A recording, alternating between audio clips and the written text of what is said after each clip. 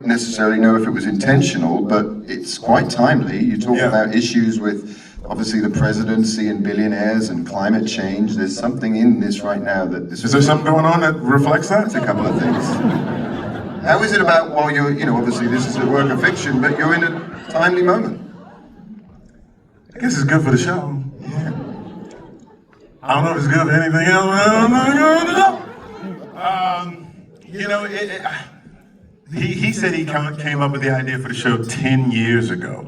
So it was completely and totally disconnected from anything that's happening in our world today. But I guess things were moving in that direction. I think there is a very sort of interesting entanglement of the corporate and the government, and trying to figure out exactly, should it be that way? Is there a desire that we need to sort of extricate those things from one another so that there's a separation of church and state, so to speak? And then I think even more heartbreaking, like the climate change thing that we're talking about in the show, and the fires had just happened, like right as we were debuting the show to the world. So it's a work of fiction. We want to entertain people, but I think any good piece of entertainment also gives you something to think about in terms of the world in which you inhabit. And so hopefully people say to themselves in some small way, how can I make this place better for myself? How can I make it better for the people who come after me? Both with regards to how it is structured governmentally and how we take care of it. So hopefully it does that. You're an exec producer on this. How does that... What does that entail? How does it? You sort of get yourself sort of into the weeds, right? I do make more money now. It's taking a minute, folks, but yeah, it's pretty cool. But number one on the call sheet now. Number one on the call sheet. Good documentary, by the way. Like getting to say like, oh, James wants to come play with us. What do you think about that? Like, please and thank you. Like, I've loved this dude for such a long time, and especially after jury duty. Go James! When the man like makes me pee on myself, just trickles of urine drip out as it's going down, and then to have a role that I knew was going to be rich and layered and fun, that he could bring his loveliness to, because he's a warm and likable human being, but also have these layers. Like, I don't think I've seen this part of you on screen before. I think James kills it. Right? So being able to like sign off on the cast and whatnot, and just the writers and the directors that we got a chance to bring in as well. John and Glenn, who directed the pilot of This Is Us, they directed the pilot of this 1 and 2, and then they directed 7 and 8 as well. So to be able to say like, yes, bring these people in, like to just have some level of say on the ingredients that go into the soup, that's cool. Yeah, it's cool. It's a good soup. I love you, brother. I love you too, man. I do. We had the best time. We really did, and it was just. I'm gonna go after him now.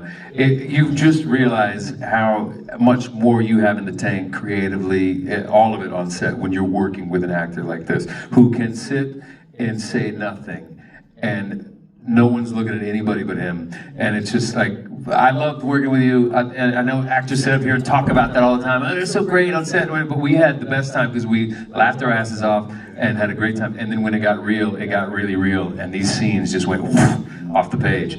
And it's largely due to this man right here. So thanks for having me on board. The show's been renewed for a second season. Yes, we have. So again, spoiling it a little bit, we see your character literally about to take off in the finale. That's right. What does America look like in season 2? Does Xavier get what he's looking for? That's a great question.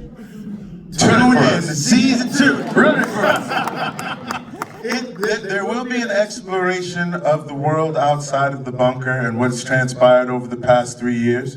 So you get a chance to see some things up close and personal. It's not the same. We were able to plan with infrastructure and money. They were not, so you'll see the difference between those two things. We'll find out whether or not his wife is alive. Was she alive on the course of that tape? Has she survived up until that point, etc.? And I'll say this, you still get a chance to find out what's going on in the bunker, because last we saw it, Sinatra took a little pew pew to the tummy because Crazy Ass Jane just needed a wait. Needed the wait. So we get to see what Crazy Jane is going on with. Is Xavier's kids okay? Is the black lady taking care of them, or are they just running the streets by themselves? You get a chance to see a little bit of everything, and then I'll say this much without, and it's like, then the worlds will converge, and things get interesting. James, are we in season 2? What's that? Sorry, what? Did we see any of Cal Bradford in season 2? Sorry, I'm a trifle deaf in this ear. Well, Sterling said yes, and he's the exec producer, so we're going to take this as a yes. Well, he's laying on the floor, bleeding out. I'm not sure. It's usually going to be in flashback. I hope so. It's not in the future? Because you... It's not in the future. We're not going mummy, Cal Bradford. No, if you watch this, it's like, we kill people and they still on the show the whole 6 years. So. Well, thank you for talking to us today, man, and please give it up for Sterling. Thank you.